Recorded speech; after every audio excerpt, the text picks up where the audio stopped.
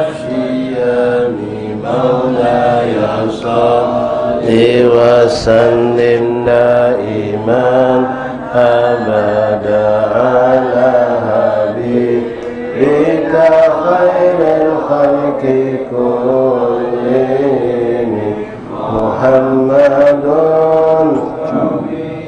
بالنور طيلة محمد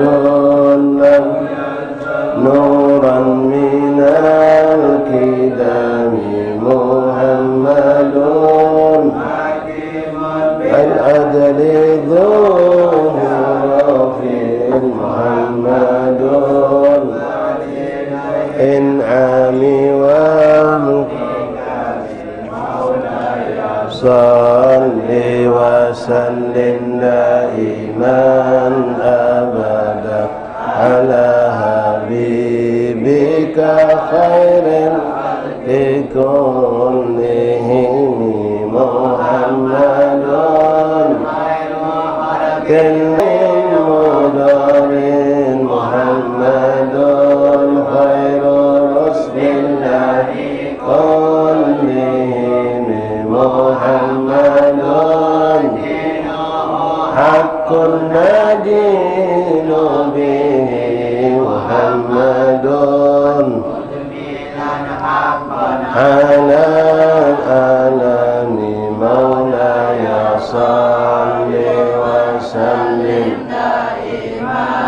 أبدا على حبيبك خير الخلق كلهم محمد روح لأنفسنا محمد شكره على الأمم محمد دنيا وبهجتها محمد أمتي والظلام مولاي صل وسلم دائما أبدا على حبيبك خير الخلق كلهم محمد طابت مناقبه محمد رحمن بالنعم محمد باري وخيرته محمد من سائر التهم مولاي صل وسلم دائما أبدا على حبيبك خير الخلق كلهم محمد ضاحك من ضيف مكرمه محمد والله لم يضم محمد دنيا بجسته محمد آيات والحكم مولاي صل وسلم دائما أبدا على حبيبك خير الخلق كلهم محمد بعث الناس شافعنا محمد هادي لنا الظلام محمد لله ذو الإمام محمد للرسل كلهم مولاي صل وسلم دائما أبدا على حبيبك خير صل وسلم دائما أبدا على حبيبك خير خلق كلهم يا رب بالمصطفى بلغ مقاصدنا واغفر لنا ما مضى يا واسع الكرم يا رحم الأمم. فاتح إلى رسولنا شفينا قرة عيننا سيدنا رسول الله محمد بن عبد الله صلى الله عليه وسلم أهل بيته وأزواج ذرية أنصار وصحبه أحباب بن إسماعيل الرجل أولى من قولهم مشارق الأرض إلى مغربها برها وبرها خصوصا صاحب هذا الدار الحبيب البركة محمد محسن السقاف أبي وأمي مشايخ مشايخ ربنا وصحبه أحباب أجمعين ثم إلى صاحب سلام محمد مشاهد والإمام منور الدمشقي وكل من ذكر أسماء من العلماء والأولياء والصالحين في هذا المجلس النظر في شهر ورحمة رسول الجنة أن الله يعيد علينا بركاتهم وأسرارهم وكراماتهم ونفاتهم في الدنيا الآخرة ثم إلى أرواح والدينا ولكم خاصة أموات أمة المسلمين عامة أن الله يغفر لهم ويرحمهم ويسمن برحمته والدينا ولكم أن الله يدخل في قبورهم رحمهم والريحان وبشر والمسد والرضوان بأن قبور الإذنان على أهل من صالح جالبة كل خير بيت كل شر النار المسلمين إلى حضرة النبي فاتحة. الحمد لله رب العالمين الرحمن الرحيم مالك يوم الدين إياك نعبد وإياك نستعين اهدنا الصراط المستقيم صراط الذين أنعمت عليهم غير المغضوب عليهم ولا الضالين آمين. بسم الله الرحمن الرحيم الحمد لله رب العالمين اللهم صل وسلم وبارك وكرم على سيدنا محمد وعلى آل سيدنا محمد افتح باب رحمة الله بدنا في علم الله صلى الله على آله وصحبه ومن والاه رب اشرح لي صدري ويسر لي أمري واحلل عقدة من لساني يفقهوا قولي ربي زدنا علما ويقينا وارزقنا فهما اللهم ارزقنا فهم النبيين وحفظ المرسلين وإلهامك إلهام الملائكة المقربين سبحانك لا علم لنا إلا ما علمتنا إنك أنت العليم الحكيم وتب علينا يا رب إنك أنت التواب الرحيم واغفر لنا وارحمنا وأنت خير الراحمين وانصرنا على القوم الكافرين برحمتك يا أرحم الراحمين وصلى الله على سيدنا محمد النبي الأمي وآله وصحبه وسلم الحمد لله رب العالمين. Ma'asyiral habaib hubabat hadirin hadirat jamaah majelis taklim Kampung Waspada di kediaman Al-Habibul Barakah Muhammad Muhsin As-Segaf atau kita lebih akrab panggil Habib Waspada rahimani rahimakumullah. Assalamualaikum warahmatullahi wabarakatuh. Alhamdulillah, alhamdulillah, lakal hamdu syukur ya Rabbana, bersyukur kita kehadiran Allah Subhanahu wa taala yang terus memanjangkan umur kita dalam sehat dan afiat dalam iman dan Islam dimantapkan Allah. Dan nikmat yang Allah tambahkan kita hari ini ikhwan, kita diperjumpakan dengan awal bulan Dzul Hijjah yang kita harapkan kita berjumpa, kita tunggu kedatangannya dan alhamdulillah Allah pertemukan. Dan sebagaimana telah kita sering dengarkan dari para guru-guru kita tentang fadail kemuliaan tanggal 1 sampai 10 Zulhijjah, mudah-mudahan kita termasuk orang-orang yang beruntung yang mendapatkan keberuntungan besar dengan diperjumpakan Allah dengan 1 sampai 10 Zulhijjah, dengan kita menambahkan ketaatan ke hadapan Allah, karena setiap hasanat, setiap amal baik yang kita lakukan di tanggal 1 sampai 10 Zulhijjah dilipat gandakan Allah sampai 700 kali lipat. Lalu mudah-mudahan kita juga sudah memperbanyak bacaan tasbih, tahmid, tahlil, takbir yang juga dianjurkan oleh Rasulullah untuk kita perbanyak di tanggal 1 sampai 10 Zulhijjah. Dan mudah-mudahan kita pun bisa mengambil bagian dari puasa sunnah dari 1 sampai 9 Zulhijjah seberapa mampunya kita ambil insyaallah. Mungkin hari ini sudah ada yang memulai puasa, mudah-mudahan disampaikan Allah selesai maghrib dan menjadi amal yang makbul sisi Allah, dan orang yang berpuasa sehari dapat ganjaran bagaikan puasa sunnah setahun kata Rasulullah SAW. Mudah-mudahan berkat puasa hari ini besok kita diberikan Allah kemampuan lagi untuk mengulangi puasa hari yang kedua dan seterusnya. Dan ingat, bukan berarti harus berurut-urut, bukan harus pula 9 hari, semampu kita puasa di tanggal 1 sampai 9 Zulhijjah. Kalau memang tidak mampunya, maka jangan sampai lepas atau lewat dari kita di tanggal 9 hari Arafah. Hari Arafah yang mana? Yang kita peloi di negeri kita. Kalau hari ini hari Senin, ini hari Rabu tanggal 1, berarti lebaran hari Jumat. Hari Arafah berarti hari Kamis. Ya, tidak usah pakai tapi lagi. Ya, tidak usah pakai kata ustaz pulang. Ya, ente meloi bukan meloi gana, tapi meloi guru-guru kita mengatakan sebagai umat kita disuruh untuk ikut apa sudah diputuskan oleh pemerintah. Ya, antum saksi kedewek semalam tu, ya, sampai pagi isya lewat baru mereka berani menentukan, bukan sembarangan, bukan asal-asalan. Ada ilmunya, ada hitungannya, ada alat yang mereka miliki, dan alhamdulillah kita yakin insyaallah apa yang sudah ditentukan lewat isbat semalam, alhamdulillah kita sudah masuk hari ini tanggal 1 Zulhijjah. Walaupun seandainya wallah alam apakah Saudi sama kita? Sama. Jumat juga lebaran. Jumat lebaran, tidak tahu. Subhanallah. Tabas tidak apa-apa. Jelas kita ngaku di sini ya.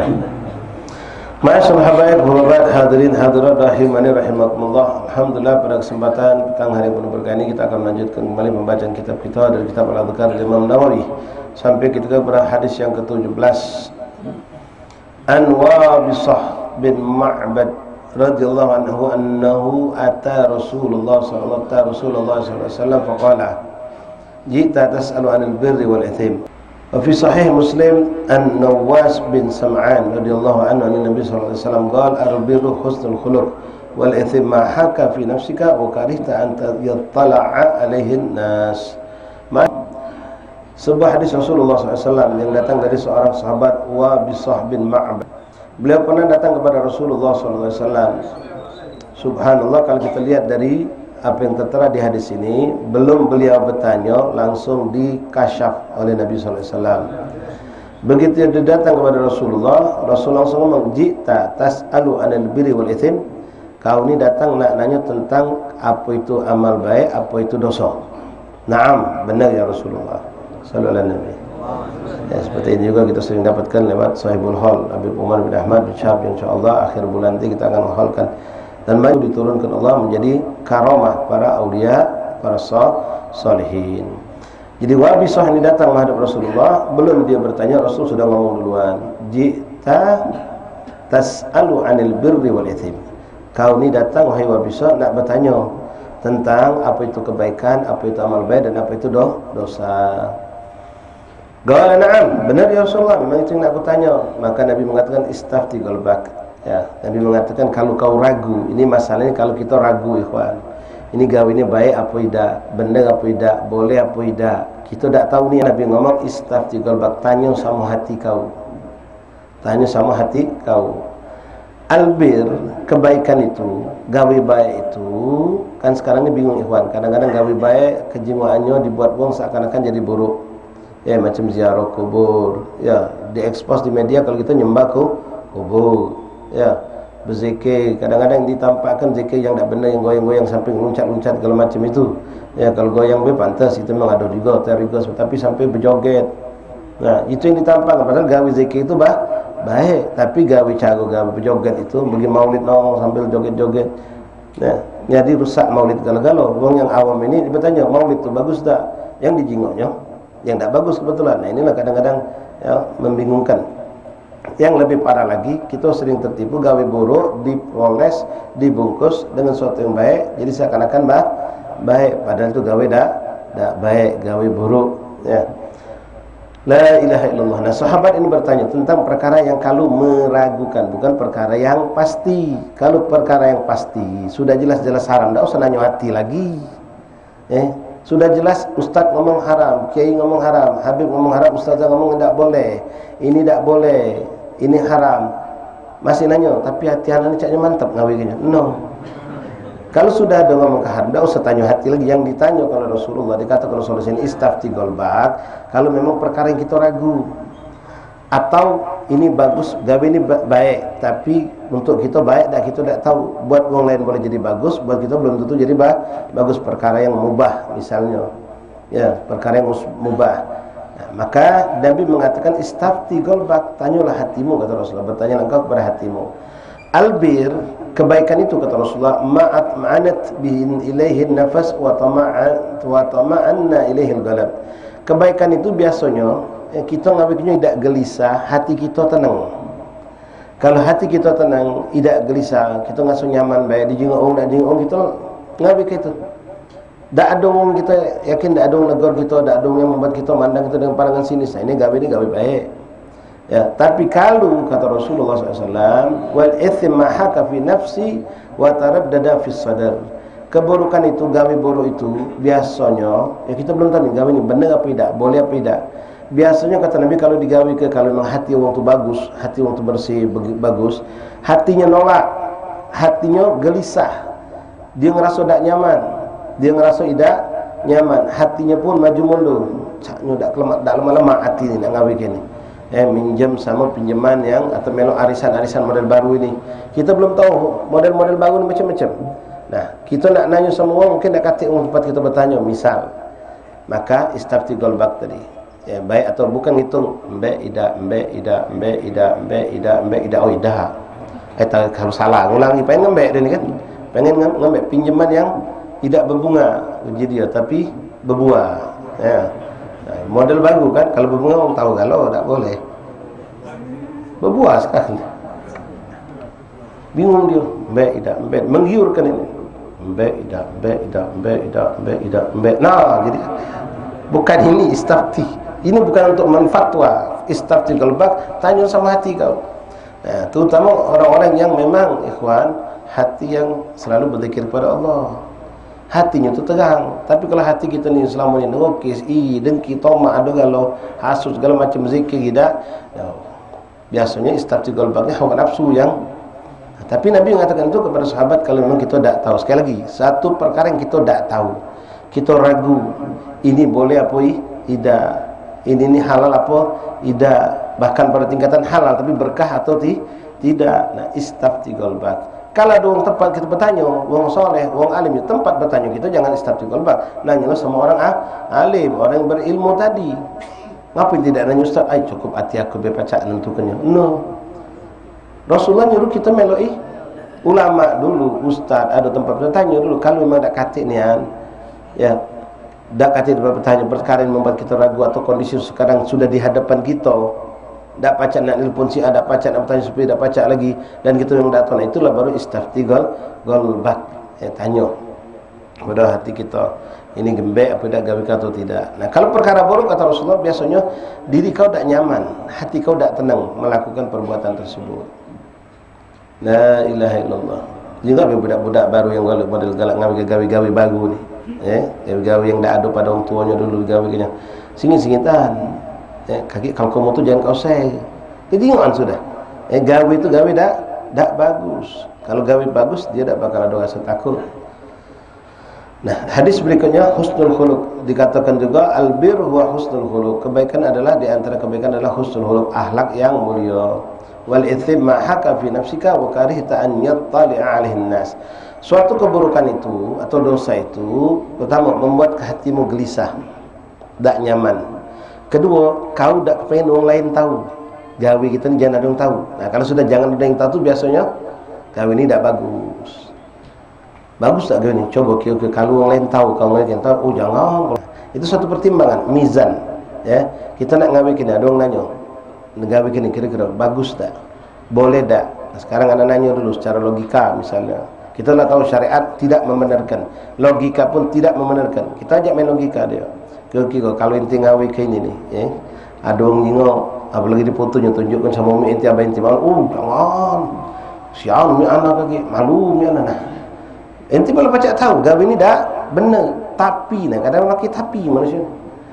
Orang lain ngawi ke galau. Nah, walaupun orang lain ngawi ke galau, kalau sudah hati kita mengatakan ini tidak benar, baru ditunjuk syariat pun mengatakan tidak benar, sudah. Kalau sudah syariat menentukan ini tidak benar, walaupun hati kita mengatakan benar, tetap katakan tidak benar. Tapi ketika perkara ini kita tidak dapat petunjuk dari hukum, dari syariat, baru yang kita pakai apa kata Rasulullah, istafti qalbak. Kalau kita ngawi yang gelisah, ya. Contoh ikhwan, kita lah tadi tahlil lah contoh. Dia bagi ke kopi sikok sewang. Ya, tunjuk bungkusan makanan sikok sewang. Kita nak ngambil dua tu.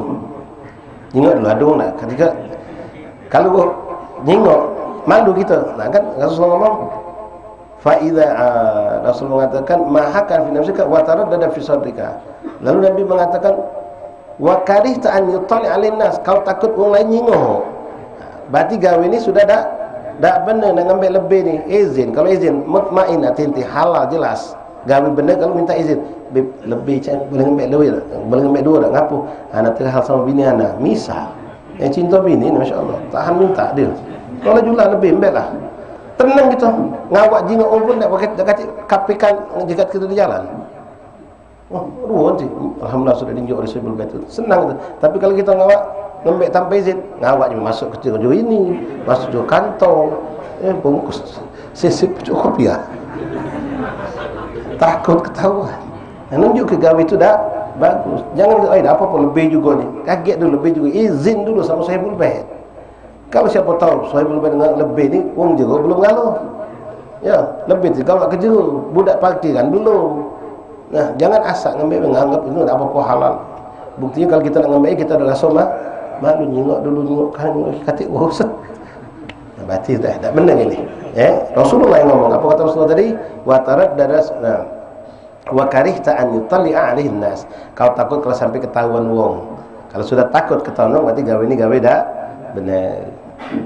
Ma'asyar ahbab rahimani rahimakumullah. Dan mudah-mudahan kita diberi Allah petunjuk sehingga kita benar-benar bisa membedakan yang hak, yang batil, yang halal sama yang haram. Makanya kita banyak berdoa, Allahumma arinal haqqa haqqan warzuqna tiba'ah wa arinal batila batilan warzuqna tinabah. Ya Allah, tunjukkan yang hak adalah hak dan berikan aku petunjuk untuk mengikutinya, dan berikan aku petunjuk yang batil adalah batil, dan berikan aku bantuan, tolong aku ya Allah untuk menjauhinya. Minta sama Allahumma hdina bihudak, berikan kami petunjuk dengan petunjuk-Mu ya Allah.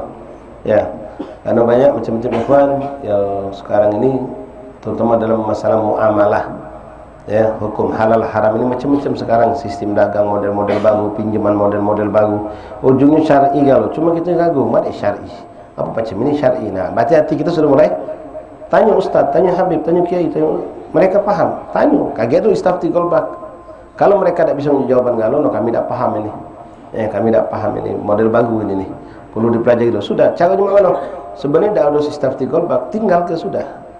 Hal ini masih meragukan, apalagi perkara menunjukkan halal dan haram. Kecuali kalau memang kondisi yang tak pacak idak lagi, sudah tak pacak kita hindari lagi di depan mata kita ni, baru istafti golbak tadi. Tapi kalau hati kita na'udzubillah min dzalik, hati memang hati yang kotor, toma, ya, senang dengan yang tak bagus, ya dia akan langsung memberikan petunjuk sesuatu yang tak bagus. Ala kulli hal, ikhwan rahimani rahimakumullah. Thamin asyar, hadis yang ke-18. Nah, hadis ini ala kulli hal ya bertepatan dengan masa-masa kita sekarang. Bagaimana Islam itu indah, ya, memperlakukan manusia dengan sebaik-baiknya, bahkan kepada hewan pun kita harus memperlakukan mereka dengan cara yang baik. Hadis yang ke-18, Thamin asyar, an Shaddad bin Aus radhiyallahu ta'ala anhu an Rasulillah sallallahu alaihi wasallam qala inna Allah ta'ala kataba al-ihsan ala kulli shay' fa idza qataltum fa ahsinu qitlatah wa idza dhabhtum fa ahsinu dhabhata wal yuhidda ahadukum syafratahu wal yurih dhabihatahu rawainahu fi sahih Muslim. Hadis ini menjelaskan kepada kita ikhwan, Rasul mengatakan innallaha ta'ala katabal ihsan ala kulli syai'. Allah itu menetapkan kita untuk berbuat baik kepada segala sesuatu, kepada siapapun, baik itu manusia, muslim, kafir, orang yang kita kenal, orang yang tidak kita kenal, orang tua, orang muda, orang kecil, semua, bahkan terhadap hewan. Terhadap hewan binatang pun kita disuruh untuk berbuat kebaikan kepada mereka, karena setiap kebaikan itu akan mendekatkan diri kepada Allah Subhanahu. Innallaha yuhibbul muhsinin. Allah mencintai orang yang berbuat kebaikan. Jadi kepada siapapun, apalagi para orang yang memang punya hak untuk kita perlakukan dengan baik, seperti orang tua kita, anak isteri kita, suami kita, orang-orang yang ada di sekitar, guru-guru kita, orang yang berbuat baik kepada kita, para pekerja-pekerja kita itu berbuat baik sama kita. Jangan kita ngasuh aku ni ngaji kamu. Emang dia bergawe tak bergawe apa? Kalau kata dia tak jalan toko kita, kalau kata dia tak jalan warung kita, ada dia saling memberikan manfaat, kita menunjuk dia upah, dia menunjuk tenaga dan menunjuk pemikiran untuk kita, untuk menunjuk segala macam, masing-masing memberi kebaikan. Nah, perlakulah dengan baik. Lalu Rasulullah menekankan di sini, fa idza qataltum fa ahsinu qatalah. Kalau kau membunuh, artinya menyembelih, maka lakukanlah dengan sebaik-baik, dengan cara sebaik-baiknya. Nah, lalu diajarkan, ini kan dalam lagi korban, ya, tak nunggu korban. Sebenarnya kita sering nyembelih ayam, ya, nyembelih kambing untuk makan, untuk jual, bukan untuk korban. Nah, apalagi sekarang insyaallah dalam lagi akan masa-masa korban. Di sini diajarkan dalam Islam bagaimana hewan yang enak kita sembelih itu harus kita perlakukan dengan baik. Bahkan untuk korban itu yang disunnahkan sebelum disembelih disenangkan dulu. Disunahkan mana? Dinjuk makan banyak, dinjuk minum banyak. Sapi, kambing tadi tu disenangkan. Terus jangan ditakut-takuti. Dengan apa? Nyembelih kawannya depan dia. Jangan. Beda dengan Rasulullah kita. Ya, sapi kambing galak belagi lagi sembelih ngapa dia nyengok. Kawannya disembelih, dibanting ke dipaksa, dikebet palanya dipiting. Disembelih ngocor darah. Ada yang nangis, ada yang belagi. Ya. Itu beda boleh. Bahkan jangan kenyembelih, ngasah pisau di depan korban itu tidak boleh. Makruh hukumnya, ya. Makruh. Ngasah pisau jangan depan korban itu. Ini semua sampai segitu nyaga perasaan binatang. Jadi binatang ini perasaannya juga dijaga, bukan cuma manusia baik.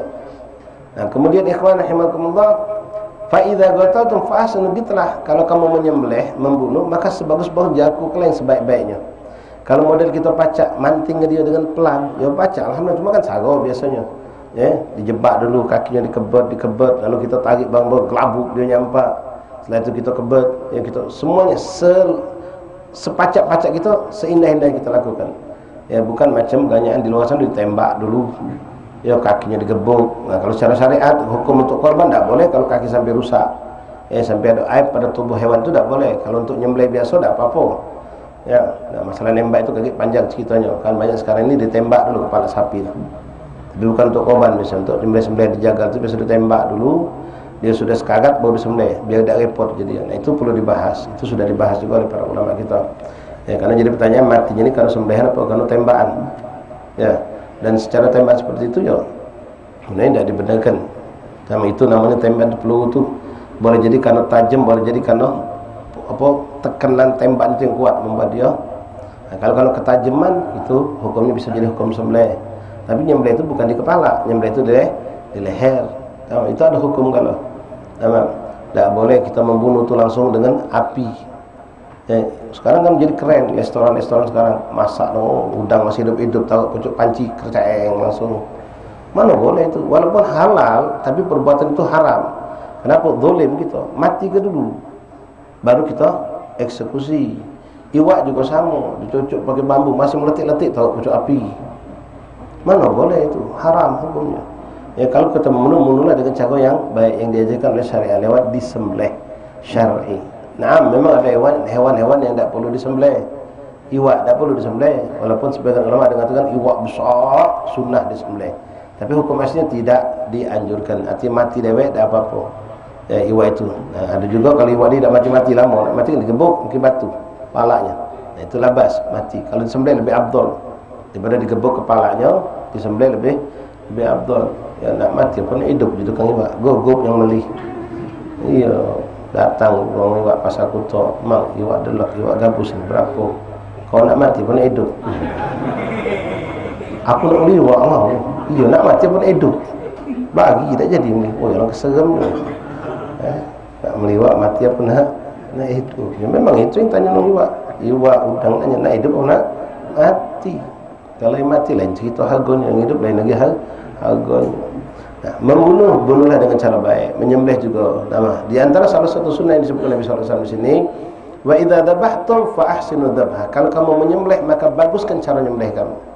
Ya, cara tadi itu nyampak ke dia, macam sekarang ini macam-macam alat digunakan untuk biar menggampangkan. Ya, untuk dia biar lebih gampang kita melakukan penyembelihan tersebut. Wal yuhidda ahadukum syafratahu, maka disunnahkan hendaklah tajamkan itu pisaunya. Kalau tajam tu tak berasa, dia set-set putus. Tapi kalau tumpul, pecah ngegaji gitu kan, satu, tak putus sisip diangkatnya pula. Nah, kalau sudah ngangkat naruh lagi, bukan cuma korban, nyembelih biasa pun tidak boleh hukumnya.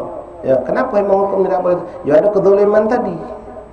Sudah disakiti dulu seakan-akan, baru kita sepacak-pacaknya secepat mungkin. Begitu kalau kita pacak punya pisau yang benar-benar tajam, entah kok cara menyembelih kan ada norong, ada narik. Ya, ada budak-budak banyak nyagal, budak narik, selesai. Ada yang norong kan. Nah, bolehlah nak maju mundur, tapi kalau sampai tumpul kan akhirnya tak selesai-selesai, apalagi sapi bulunya tebal, sarau gitu. Nah, tajamkan kata Rasulullah, pisau itu ditajamkan. Ngasanya tadi jangan depan dia. Ya, berlari pacak dia kaget. Jadi ngasanya jangan depan wong, singitan kita. Sudah golingkan baca bismillah Allahu akbar sembelih. Nah, baca bismillah ni dalam mazhab Syafi'i sunnah, bukan wajib, ya.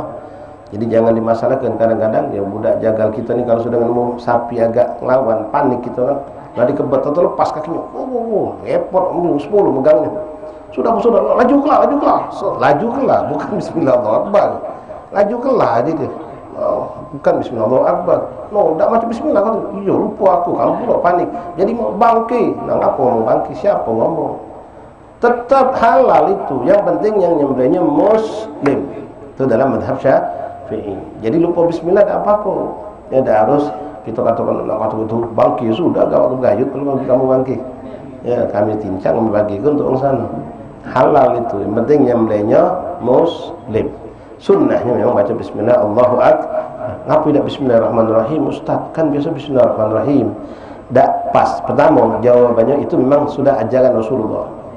Rasulullah menyembelih Bismillah Allahu Akbar. Sudah. Benar tidak perlu tanya lagi sudah. Cuma ada hikmah memang. Kita ni selalu, tapi ngapa tak Bismillahirrahmanirrahim kan? Nah, kata ulama, karena Ar-Rahman Ar-Rahim itu, Ar-Rahman identik dengan kasih sayang.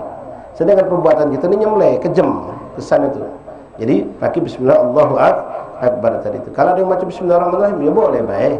Tapi berarti kalau sengaja mukhalafatus sunnah, apa yang lebih pandai dari Rasulullah untuk menentukan hukum? Rasulullah sudah ngajar ke Bismillah Allahu Akbar, meloi. Ya, jangan ngerubah Bismillahirrahmanirrahim. Walaupun semua itu indah, bagus, tapi apa yang diajarkan Nabi kita peloi Bismillahirrahmanirrahim. Kalau kita tak tahu, tak apa-apa. Nak baca Bismillahirrahmanirrahim boleh. Cuma Nabi ngajarkan Bismillah Allahu Akbar lebih afdal. Sembelih, arahkan ngadap kiblat, sapinya ngadap kiblat, tukang nyembelihnya juga ngadap kiblat. Pegang kakinya, lehernya, galanya macam Bismillah Allahu Akbar, sembelih. Putus urat makan dan urat nafasnya. Kata orang Tuhan 4 nafas semua urat makan dan saluran makannya putus. Sudah ada alus sampai putus galau-galau. Kalau terlaju Ustaz sampai putus galau-galau, mak mano tak apa-apa. Kalau terlaju dah apa, sengaja pun dah apa, cuma makruh kata ulama.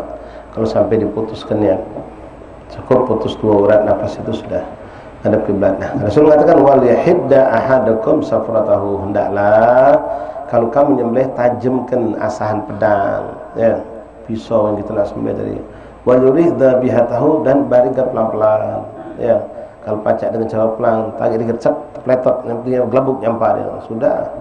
Ya, tak harus kita paksa dengan keras. Tapi tak pacak tidak, sudah ada yang model nakal dia. Ya, semampu kita. Intinya semampu kita memperlakukan dengan cara yang lembut, lakukan. Kalau pacak, ya sudah, apa boleh buat. Ya. Ma'asyul ahbab rahimani rahimakumullah. Nah, kalau kita ni tadi makruh nyembelih depan kawannya ngasa, beda dengan Rasulullah. Rasulullah SAW itu pernah 100 kambing, 100 domba disembelih. Ada riwayat mengatakan 70, dengan riwayat mengatakan 60 di tangan Rasulullah nyembelih itu. Sisanya diserahkan pada Imam Ali bin Abi Thalib. Waktu nyembelih kambing-kambing itu nyingok. Bahkan memang dijauhkan mereka itu. Tapi berapa banyak dari kambing itu meloloskan diri, lari. Tapi bukan cak kita, kalau laginya belagi ni ya, minggat. Ini dah belagi menghampiri Rasulullah. Kambing itu belagi menghampiri Rasulullah. Pengen aku duluan ya Rasulullah. Sallallahu alaihi Nabi. Kaifalah ikhwan, yang megang leher dia Rasulullah, yang macam berdoa-doa untuk lehernya Rasulullah, yang nyembelihnya pun Rasul. Suatu mafakhir, suatu kebanggaan yang teramat sangat hebat buat itu kambing. Apapun yang sudah berhubungan dengan Rasulullah menjadi suatu kebanggaan. Nak disembelih maju, berebut maju. Pengen duluan disembelih oleh Rasulullah SAW. Disembelih. Kalau kita kan tidak, yang kita tetap jangan lakukan seperti itu, makruh hukum. Wallahu a'lam bis-shawab. At-tasi' asyar an Abi Hurairah radhiyallahu anhu qala man kana yu'minu billahi wal yawmil akhir falyaqul khairan aw liyasmut, wa man kana yu'minu billahi wal yawmil akhir falyukrim jarahu, wa man kana yu'minu billahi wal yawmil akhir falyakrim daifahu. Baik, insyaallah pada pertemuan yang akan datang, insyaallah Rabu depan hari Tarbiyah, mudah-mudahan jalan majelis insyaallah. Insyaallah majelis itu, apalagi majelis taklim, pahalanya berlipat-lipat ganda. Di sini ada beberapa pertanyaan yang perlu kami jawab. Di sini hanya bagaimana dengan kredit kendaraan motor atau rumah hukumnya. Ya, kredit itu sebenarnya ya tergantung. Kalau kredit yang tanpa ada bunga itu termasuk gordon hasanah. Kawan nak beli motor, tak punya duit, 20 juta motor tadi, kita belikan pakai duit kita. Nah sudah, 20 juta belilah motor, ya. Kaget, kau bayar sama aku 1 juta sebulan selama 20 bulan. Selesai. Dia katakan minjem motor, minjem duit itu. Dia minjem duit. Kalau nak bunyinya dia beli motor sama kita, motor itu harus serahkan dulu ke kita. Minimal STNK atau surat bukti pembelian itu ada sama kita dulu, baru kita serahkan lagi sama dia. Nah, ambil untung boleh, ya. Ini kita sayang ke dia, ikhwan. Ya, kawan-kawan kita ini kadang-kadang, yalah, katanya malu nak ngomong sama ustaz, nak ngomong sama kawan-kawannya. Tahanlah minjem beli motor di dealer. Harga motor 34 juta, dia harus bayar sampai 55 juta. Nyicil sampai sekian tahun. Ya Allah, lang sayangnya ini hari duit saro. Masih ada kawan-kawan kita yang sanggup. Mungkin, tapi dia ngambil untung pun dikit. Katakanlah harga motor itu 34 juta, dia ngomong sudah, aku jual sama kau. Dibelinya motor tadi dengan sanggup jual sama kau dengan harga 37 juta paling.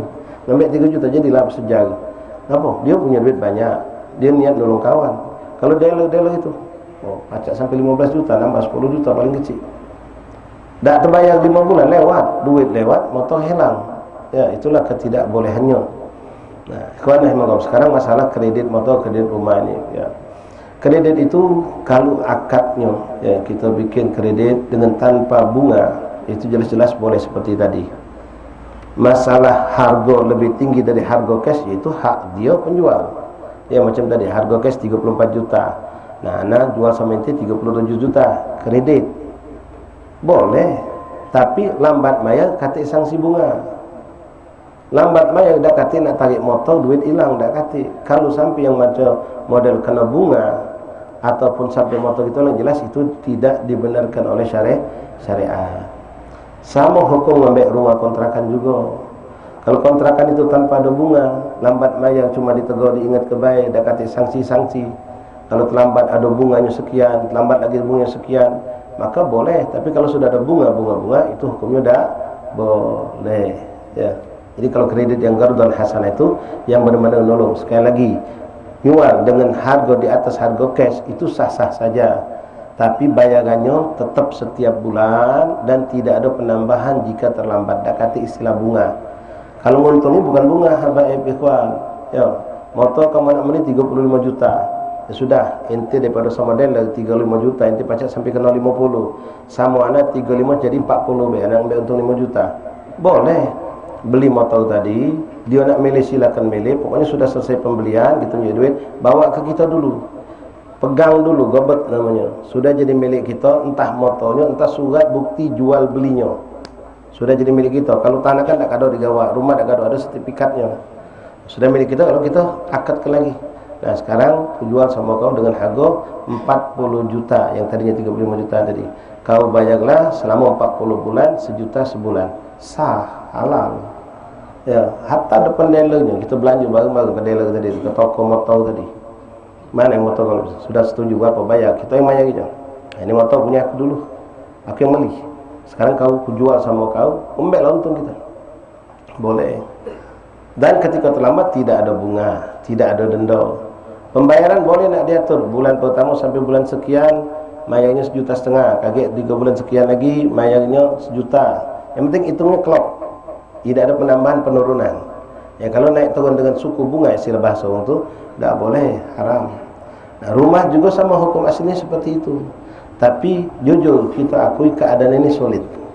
Ya, nak nyari rumah yang model macam tadi, sudah mulai ada orang yang buka penjual beli rumah yang syar'i, artinya tanpa ada bunga-bunga seperti, tapi jarang. Ya, kadang-kadang uang yang developer yang baik ini tahan nunjuk peluang, tapi kita yang tak jujur. Kita yang tak galak mayar, lambat mayar, sampai kesian mereka yang merugi. Kalau orang lain kena denda, kita tak kena denda gara-gara kita melak yang syar'i tadi. Nah, sekarang kebanyakan ya yang rumah-rumah RSS apa itu sebetulnya kalau sistem pembayarannya dia tidak ikut suku bunga. Jadi kita dah ditentukannya, kalau cash bayar sekian, kredit sekian, kita milih yang mana. Ya, sekarang pas akad kita tak boleh milih antara dua ni, pilihlah salah satu pas akadnya. Kita nak kredit, sudah kredit, DP-nya 5 juta, tiap bulan 1.500.000 sampai 10 tahun misal. Tidak berubah, semi itulah dia. Naik bunga turun bunga tak berubah dia, semi itulah dia. Boleh hukumnya. Boleh. Cuma di saat akad itu, perjanjian itu, inti mau tak mau harus mengiyakan dan menandatangani bahwasanya poin persatu, kita pihak ke satu di pihak kedua, kita sebagai pembeli pihak ke satu, seandainya pihak satu terlambat membayar sampai sekian hari, maka kena denda, kena bunga. Dua bulan kena bunga. Sampai kita di situ rupanya kalau sampai sekian bulan tak bayar, rumah dan duit kita hilang. Nah, kita harus ngaminkan ini. Kalau kita tak mau tanda tangan, kita tak bakal dapat rumah. Nah, inilah walaupun kita mau insya-Allah anak usahakan jangan sampai terlambat. Pokoknya anak usahakan ya, insya-Allah pacak tidak terlambat. Benar, memang kita harus usahakan jangan sampai terlambat, itu harus. Cuma akad inilah yang lecet tadi. Tapi tanpa tanda tangani akad ini, kita tak bakal dapat rumah. Motor pun sama, di leasing. Ente tidak nanda tangan kan di situ sama, tertera janji dulu. Kalau dah acak mayat atau nunggak, kita harus kena bunga. Oh, aku dah kalah macam mana? Dah baca sudah cari toko lain jadi ya. Motor kelas Palembang mana ada yang nunjuk. Ya, cak itu kalau sudah sistem. Rumah pun sama. Ya, tapi ada sekali lagi perumahan yang syar'i itu ada. Yang mau memberikan, cuma kita yang kadang-kadang nakal, dinjuk lemak, kita malah nyusah uang. Tidak sungguh-sungguh nyari duitnya. Sampai nunggak 10 bulan, ya kesian developer yang hoya gitu. Kalau sama yang lain, kita 10 bulan akan ada denda berapa jutaan mungkin.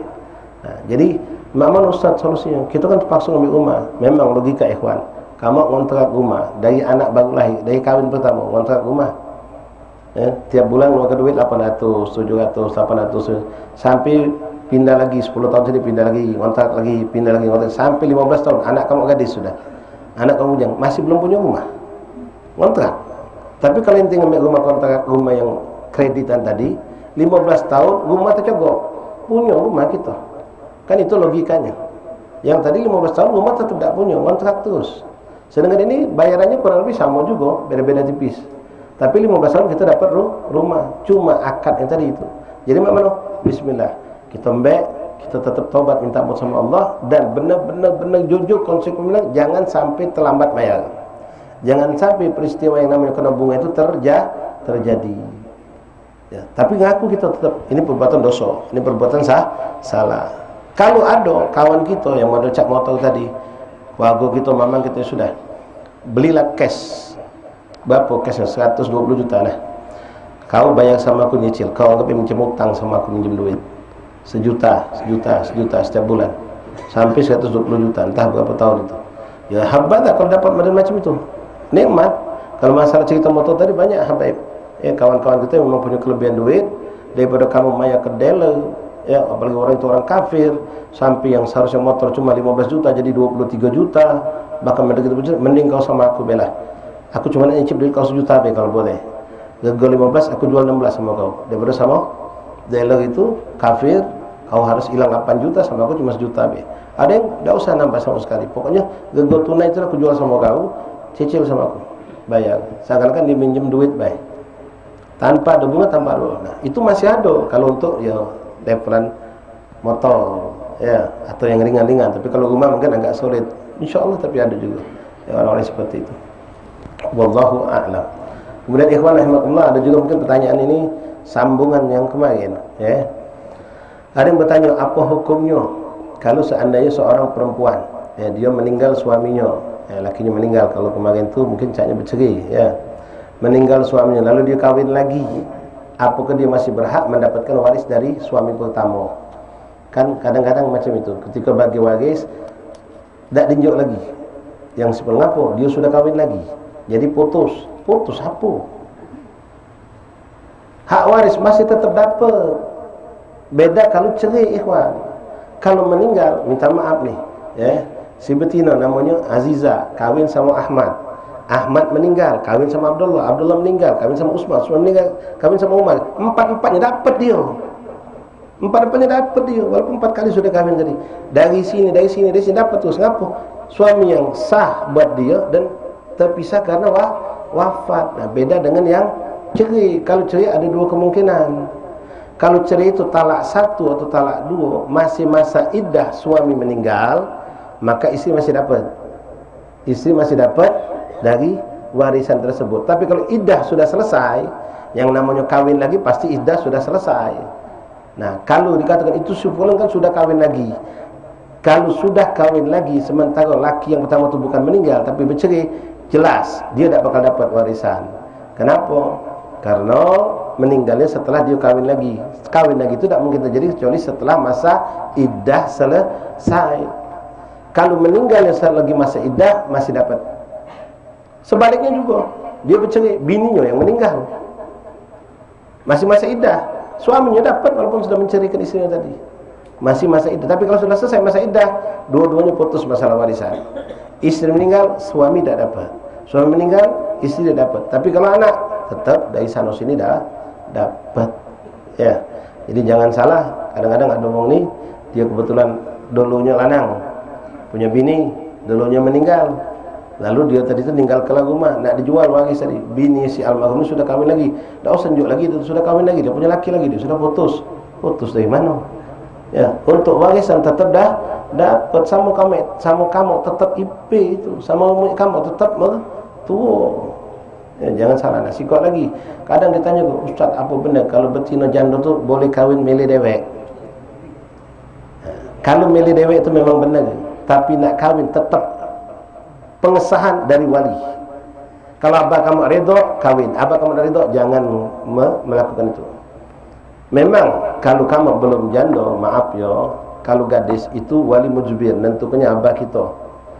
Ya, abah kita atau Habib. Kalau abah nak kata ada Habib, itu wali mujbir. Dia nak kata pilihan, dia harus nerima baik. Walaupun afdalnya musyawarah.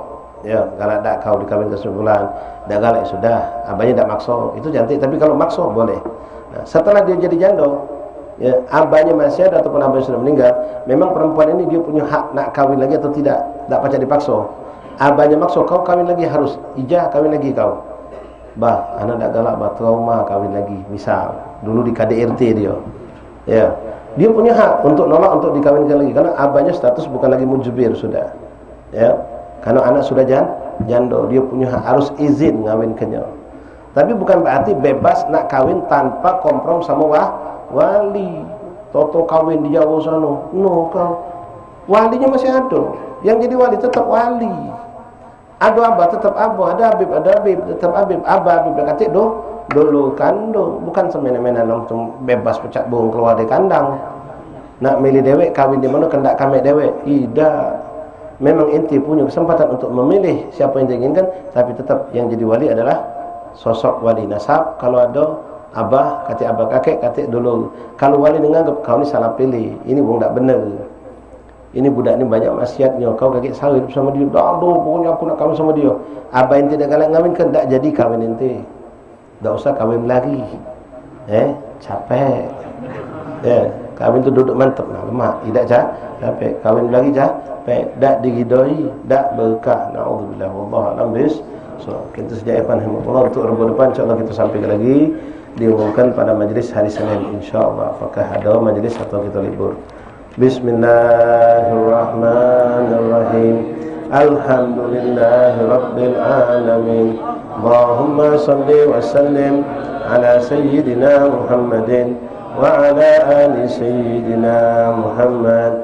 Ya Rabbana tarafna bi'annana وأننا أشرفنا على لظى أشرفنا فاتب علينا توبة توسد واستر لنا العورات وآمن الروعات واغفر لوالدينا ربي ومولودينا والأهل والإخوان وسائر وكل ذي محبة أو جيرة أو صحبة والمسلمين أجمع آمين يا ربي. أسمع فضلا لا باكتساب منا بالمصطفى الرسول نحظى بكل سول صلى